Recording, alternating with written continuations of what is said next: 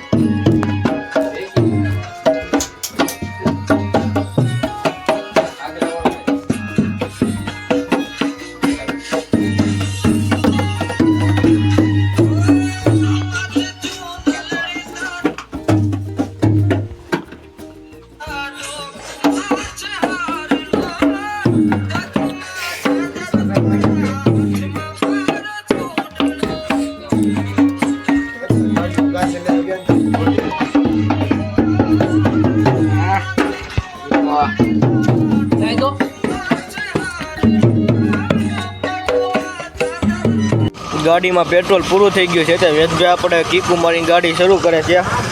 ગાડી ઉપડતી છે નહીં,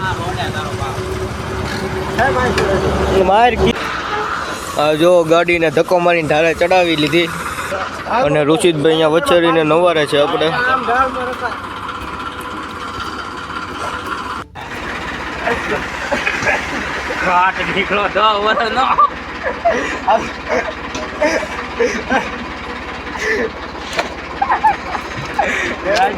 તો મિત્રો જો આ ગાડી પલટાવી છે, એ અમારા વ્લોગર છે। આ જો મિત્રો આ ગાડીમાં કિકથી શરૂ નહોતી થતી મિત્રો, સીન મળતા આવી ગયો કે ઉપાડતો થઈ જાવ। હાલો ગાડી શરૂ લ્યો, પાછી બંધ પડી ગઈ, ગાડી શરૂ થઈને બંધ પડી ગઈ। આપણા કૂતરું છે ટાઈગર, જર્મન શેફર્ડ, ટાઈસન હે। આપણે આપણા બ્લોગને અહીં જ પૂરો કરીશું। તમને મારો બ્લોગ ગમ્યો હોય તો ચેનલને સબસ્ક્રાઈબ કરી દેજો અને લાઈક કરી દેજો। જય માતાજી, જય શ્રી રામ।